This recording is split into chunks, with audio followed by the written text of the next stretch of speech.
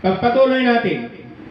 Sa Romans chapter 13 verse 1 and 2. No, kinukutsa nila yung presidente. No, sinasabi nila drug addict, walang alam, di marunong magpatakbo ng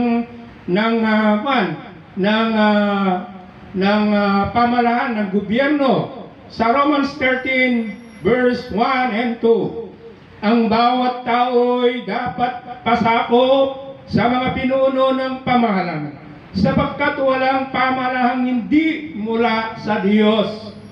Okay, so yung pamalahan yun ay inilagay ng Diyos doon, kaya yung mga pinuno ay inilagay ng Diyos. No?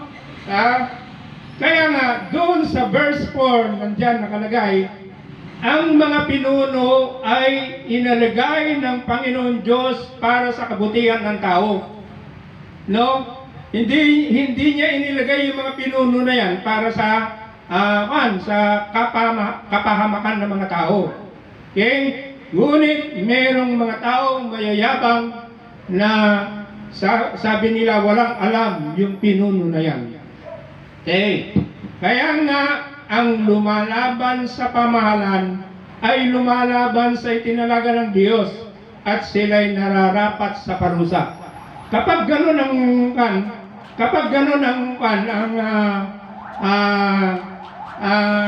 kapag ang isang leader din na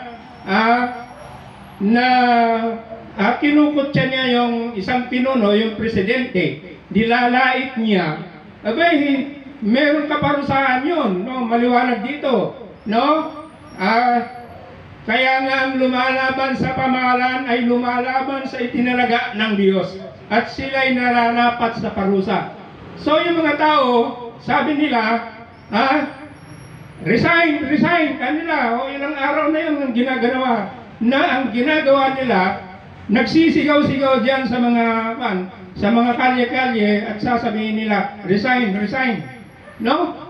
So wala silang dito yung mga taong hindi nagpapasako sa mga pinuno ng pamahalaan, na yung pinuno na yan ay inilagay ng Diyos.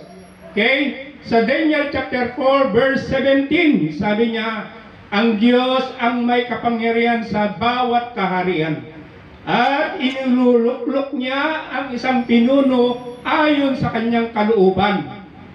So maliwanag sa Daniel 4:17, siya yung nagluluklok, no? Tapos sasabihin mo, wala kang respeto doon, hindi ka nagpapasakop doon sa mga pinuno na yon.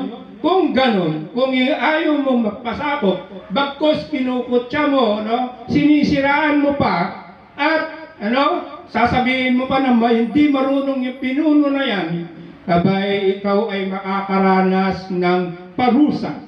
Okay? Kaya ang mga tao na nagsisigaw-sigaw resign, ayon,